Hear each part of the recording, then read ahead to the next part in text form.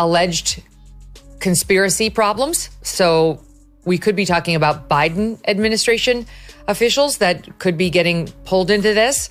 And it could get all the way up to President Obama. I mean, having now really read in on this case, there's a real question about whether Barack Obama's about to have the same kind of trouble that Jack Smith caused for Donald. I'm going to go to the next topic here, which is Adam's top topic, talking about Obama saying every man needs a gay friend. So Obama goes Barack, on his wife's podcast, okay? And they're sitting there having this conversation, and it opens. They covered a lot of different things. Right off the bat, they talked about the divorce. Hey, aren't we supposed to be getting a divorce and all this stuff? Just tell me. When Megyn Kelly and Patrick Bet-David stepped in, Obama's carefully curated legacy didn't stand a chance. With surgical precision and brutal honesty, they dismantled the myth brick by brick, calling out the hollow speeches, the vanished promises, and the golden boy glow that masked a trail of disappointment. It wasn't a debate, it was a reckoning. No teleprompter could save him, no crowd could shield him. What unfolded was a takedown so sharp, it left the Obama illusion gasping for relevance. That one day, the intelligence community under Barack Obama was ready to come out and say that the Russians did not interfere in the 2016 election and really had no part in it, and that whole thing was kind of bullshit. Then Barack Obama pulled them all into the White House. They had a big meeting, and then literally the next day, they were like, Russia interfered to help Trump, and leaked it to all the reporters, Washington Post. But think, you're Obama, okay? First go from the Obama's lens. Okay. Obamas are sitting there having to hear people compare Kamala to Obama. Crazy. Do you know what that does to Obama? Do you know Obama is sitting there saying, shut the that's what Obama's saying internally, right? Barack Obama has officially entered the stage of his post-presidency where he's less leader of the free world and more guy who won't stop giving unsolicited TED Talks. If legacy management were an Olympic sport, he'd be standing on the podium holding a participation trophy carved out of broken promises and polished drone casings. While the world spirals into chaos, Obama's out there taking selfies with celebrities and talking about hope like he didn't ghost his own party the minute things got inconvenient. Even knowing that there are divorce rumors and, she's not showing up for him, whether it's at the Jimmy Carter funeral or the Trump inauguration or the basketball game he just went to in LA, when visiting their daughters and then dinner with the daughters was not there. Here she is talking about it. If it were me, I would say something nice about him. I would say he's just so charming. It was meant to be. I knew he could heal the earth in the way he did. There was only one person who could do it, and it was my husband, Barack Obama, whatever. Right when you think he might finally fade into soft-focused documentary mode, here come Megyn Kelly and Patrick Bet-David with a verbal flamethrower dragging his reputation across the ideological parking lot like a rug that's hiding way too many policy stains. You know it's bad when Megyn Kelly, a woman who's professionally stared down media firestorms, and Patrick Bet-David, the businessman who interviews guests like he's interrogating reality, both look at Obama's record and go, yeah, this needs disinfecting. Obama's office spokesperson, Patrick Rodenbush, great first name, rejected the office of the Director of National Intelligence. Reports claim that senior Obama administration officials orchestrated the Russia collusion hoax, stating, out of respect for the office of the presidency, our office does not normally dignify the constant nonsense and misinformation flowing out of this White House with a response. And he called the allegations outrageous and ridiculous, a weak attempt of distraction. Let's be honest, Obama wasn't a president. He was a well-dressed notification, constantly pinging the public with poetic nothing burgers that sounded meaningful until you realized it had the same substance as a vaporized press release. Hope and change? The only thing that changed was how creative he got at dodging accountability.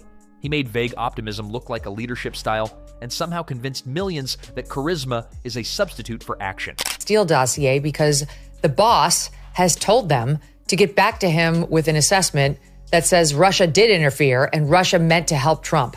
And so where do they turn? They don't have it, except in the Steele dossier, which we now know was totally made up. It's been entirely discredited.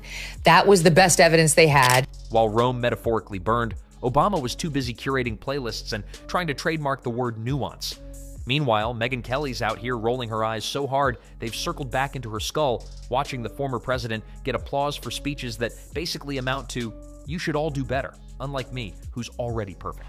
Personally, for me, if I were able to run for a third term, Michelle would divorce me. So, so it's useful that I don't have that choice to make. I know you have to leave. But Michelle was never wild about politics.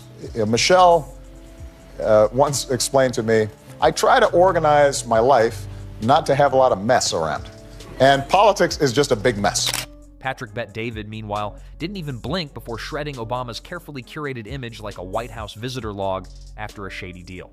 He didn't buy the hype, the halo, or the Netflix contract. He dove straight into the mess, the media manipulation, the selective activism, the remarkable ability to stand near disasters without ever getting splashed. Obama's the guy who invented political Houdiniing. Vanish at the first sign of hard questions, then reappear on a yacht with celebrities to tweet something vague about unity.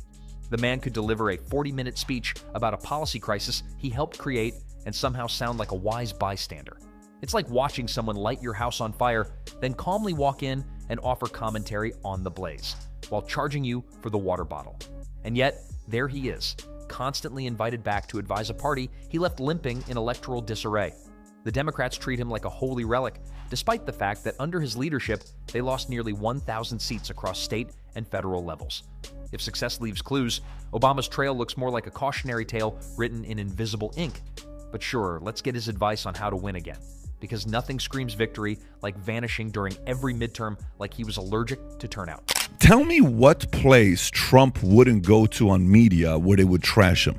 Where would he not go to? Would he not go to CNN? Would he not go to MSNBC? Would he not go to Jimmy Fallon? Would he not go to Jimmy Kimmel? Would he not go to? Would he not? He went everywhere, right? Now, let me flip this on you.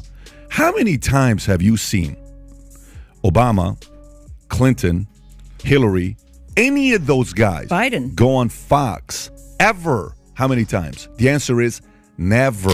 Megyn Kelly took a torch to his media darling status, and honestly, it was long overdue. Obama's press coverage was so soft, it could have been written by his memoir ghostwriter. Questions about drone strikes, muffled Benghazi, deflected IRS scandals, buried under a stack of Vanity Fair covers and Spotify playlists. The media treated him like a national treasure and not the guy who perfected the art of looking presidential while outsourcing moral clarity to Hollywood. Patrick didn't hold back either. He saw straight through the perfectly tailored suits and Nobel Peace Prize participation trophies and called it for what it was, a brand. Obama's presidency wasn't a movement, it was a marketing campaign with a foreign policy body count. The man got a Peace Prize and then spent 8 years with his finger on the drone trigger like it was a game controller. If irony had a face, it would be Obama smirking through a press conference about restraint while his administration bombed 7 countries. Then there's the economy. Obama's idea of saving the economy was bailing out the same people who torched it in the first place. Officials under Barack Obama planned, a lot of this is from Racket News, which everybody should read directly, Matt's group. Intel officials planned a December 9th, 2016 presidential daily brief, which is always from the Intel community for the president, letting him know what's happening in the world. They planned a PDB that would say foreign adversaries, quoting here, foreign adversaries did not use cyber attacks on election infrastructure to alter the U.S. presidential election outcome. Wall Street got richer, Main Street got bulldozed, and Obama strolled out claiming progress because some unemployment graphs shifted slightly left. He gave speeches about rebuilding the middle class while having lunch with tech CEOs who treat taxes like folklore. The recovery was real if you happened to own a helicopter and a Cayman Islands account. Megyn Kelly made sure no one forgot how quickly Obama vanished when it came time to support actual reform. Police reform? He talked. Racial justice? More talking. Immigration? Oh, there was action. Just the wrong kind. He deported more people than any president before him while simultaneously posing in front of hope posters. It's almost impressive how he managed to be both the face of progress and the quiet executor of status quo policies. And don't get started on healthcare. He didn't build a system. He built a compromise with pharmaceutical companies, called it a revolution, and dared people to complain. Obamacare was basically a ransom note written in insurance jargon, forcing Americans to pick between some coverage and medical bankruptcy light. He had the political capital to push real reform and spent it like a tourist at a gift shop, on trinkets, slogans, and souvenirs for his legacy. Let's see if maybe this is a way America can hear me at this moment. Go back to that day 10 years ago. What I think binds it together, all these different strands. A case upholding health care, a case declaring same-sex marriage part of our constitutional protections, of mourning.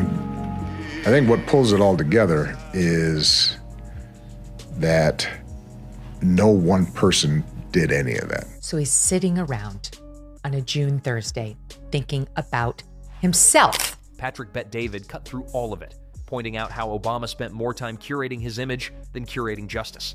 He was the king of optics, drinking Flint water on camera, but leaving the infrastructure broken, visiting flood zones for photo ops while FEMA moved slower than dial-up internet. You'd get more efficient leadership from a Wi-Fi router in a thunderstorm. And yet the cult of personality remains.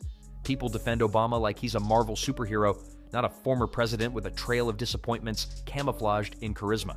It's not just misplaced loyalty, it's weaponized nostalgia.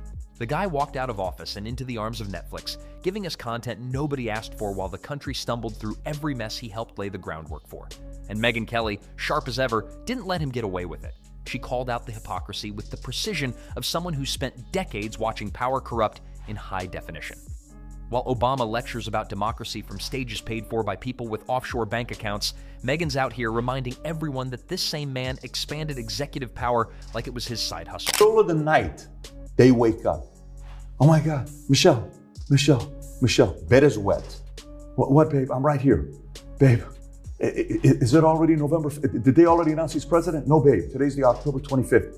Oh my God, babe. Oh my God, please hold my hand. Please hold my hand. Please hold my hand. Come on. Oh my God, it's not here yet. Every night they're going to sleep, wetting their beds. His administration wasn't just flawed, it was polished dysfunction. He made inaction look like strategy, compromise look like wisdom, and silence look like statesmanship. He ghosted pressing issues harder than a bad Tinder date and still got standing ovations. Meanwhile, the consequences of his choices didn't retire with him. They linger, festering under every speech, every appearance, every smug grin disguised as profundity. And Patrick, he's not buying the cool dad persona. He knows the difference between a leader and a mascot. And Obama's become the latter, a figurehead trotted out to soothe donors and distract from the lack of spine in the current Democratic Party. He's the human version of background jazz, pleasant, smooth, and entirely avoidable when it's time to face reality. His greatest accomplishment, it seems, is making mediocrity look like messianic genius. He left behind a fractured party, a deeper surveillance state, and a generation of politicians who think hashtags count as governance. But he'll still give a speech about hope like he's Moses descending from Mount Audacity, handing out commandments on how to pretend everything's fine. More fuel on the fire that there's a potential, maybe a divorce or some sort of rockiness going on in the Obamas' relationship. They both posted these mirrored, very choreographed Valentine's Day messages on X, but he was just seen at an LA, the basketball team, the Clippers, thank you, game without her. And then on Tuesday, he was spotted eating out at a fancy dinner in Sherman Oaks with his both daughters, Malia and Sasha, but again, no Michelle, according to TMZ. Megyn and Patrick didn't just criticize, they detonated the illusion. They didn't buy the branding. They saw through the performative humility, the endless book tours, the carefully curated playlists. They pointed at the emperor and said what too many are still afraid to. He's not leading anymore, he's just narrating, from a safe distance with royalties. And still, he won't stop talking. Obama is the kind of guy who shows up to a fire he started with a marshmallow stick and a podcast deal. He'll do a 12-part series on how leadership requires empathy, then fly private to a climate conference to warn the world about emissions. It's like being lectured on fitness by a man eating nachos on a treadmill. The roast isn't over. Because with every new headline, every polished PR appearance, every smug monologue about better angels, the gap between Obama's rhetoric and reality grows more embarrassing. He's not the savior. He's the salesman. And the product? A dream deferred, wrapped in elegance, sold with a smile, and delivered in disappointment. And when Megyn and Patrick lit the match, all the pretty packaging burned away. What's left isn't hatred, it's honesty. The honesty that maybe, just maybe, we got played, not by malice, but by mastery. So here is Trump just now. He was just caught on camera saying, well, we'll play both of them in succession. Let her rip. Witch hunt that you should be talking about is they caught President Obama absolutely cold, Tulsi Gabbard. What they did to this country in 2016, starting in 2016, but going up all the way going up to 2020 in the election. They tried to rig the election, and they got caught. And there should be very severe consequences for that. A master of illusion who promised change, sold calm, delivered complexity, and walked away before the cleanup. But don't worry, he's still here. Not to lead, not to own his record, but to comment. Like a retired coach in the bleachers heckling a game he once refused to play properly, and something tells us the commentary's far from over. And just like that, the curtain's pulled back, but Obama's still out there trying to conduct the orchestra like he didn't already leave the building with the sheet music. He's become the ghost of administrations past, floating in whenever the current mess needs a distraction, offering poetic nothingness like that alone can fix inflation, global instability, or the fact that his party has the backbone of a jellyfish in a microwave.